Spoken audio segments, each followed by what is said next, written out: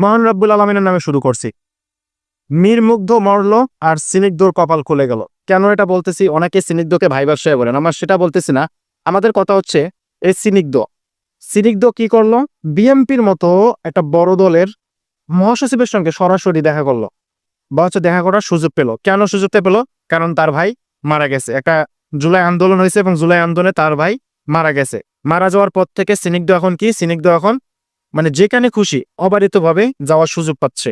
এমনকি জনাব তারেক রহমান স্যারও স্নিগ্ধকে ফোন করে বা স্নিগ্ধের সঙ্গে কথা বলে। কিন্তু আপনি যদি এটা জিনিস একটা নর্মাল মানুষের সঙ্গে খেয়াল করেন, এই মুগ্ধ যদি না মারা যেত, স্নিগ্ধ কি কখনো বিএনপির মহাসচিবের সঙ্গে দেখা করতে পারতো? তারেক রহমান স্যারকে তাকে ফোন দিত বা তার সঙ্গে কথা বলতো? বলতো না। তার মানে কি বোঝায়? এই দেশে সুযোগ পেতে হলে আপনাকে মরতে হবে।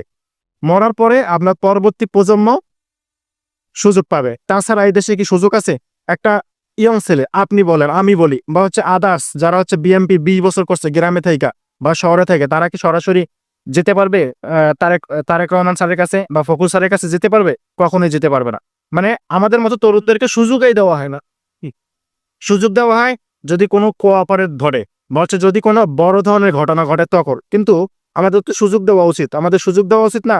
তরুণদের সুযোগ দেওয়া উচিত। আমার কথা বলতেছি না, কিন্তু তরুণ আছে যারা মোস্ট মোস্ট ট্যালেন্টেড এবং হচ্ছে যারা হচ্ছে জ্ঞানী গুণী অনেক আছে, যারা সুযোগের অভাবে কোনো কিছু করতে পারতেছে না। তাদেরকে সুযোগ দেওয়া উচিত না? এখন তাইলে কি করতে হবে? এই তরুণদের সুযোগ পেতে হলে কি করতে হবে? তার একজন পরিবারের সদস্যকে মরতে হবে বাংলাদেশে। মরার পরে কি সুযোগ পাবে? এটাই কি আমরা চাইছিলাম? এটাই কি জুলাই স্বাধীনতা? আমরা যে স্বাধীনতা বলি, এটা কি আসলে স্বাধীনতা? নাকি এই মুগ্ধ মারা যাবে স্নিগ্ধর মতো সবার ভাই বোন চাচা চাচি বা হচ্ছে আদার্স যারা আছে তারা সুযোগ পাবে? আমরা কি এটা চাই? আমরা এটা চাই না। আমরা চাই তরুণদের সুযোগ দেওয়া হোক। মুগ্ধর মতো মরে আর একজনের কপাল খোলার কোনো দরকার নাই। প্রতিটা তরুণদেরকে সুযোগ দেওয়া উচিত। তরুণরা কি চায় সেটা ভাবা উচিত আমাদের নেতা কর্মীদের, যারা হচ্ছে দেশ চালাবে তাদের। আমরা স্নিগ্ধকে ভাই ব্যবসায়ী বা অন্য কিছু বলতেছি না, কিন্তু আমরা এটাই বলতেছি, যদি মুগ্ধ না মরতো, স্নিগ্ধ জীবনও একটু সুযোগ পাইতো না। তার কি মেধা আছে, তার কি ট্যালেন্ট আছে, সেটা বাংলাদেশে কোনো ব্যাপারেই না। বাংলাদেশে এগুলান কোনো কিছু দেখা কখনো কোনো কিছু হয় না। বাংলাদেশের দরকার হয় একটা বড় কোনো অকারেন্স বা হচ্ছে বড় কোনো ঘটনা ঘটলে তবেই সুযোগ দেওয়া হয়। আমরা চাই না। আমরা চাই তরুণদের সুযোগ দেওয়া হোক, সেটা নেতা কর্মী হোক বা হচ্ছে আদার্স প্রতিষ্ঠান হোক, সরকারি হোক বেসরকারি, সবখানে তরুণদের সুযোগ দেওয়া উচিত।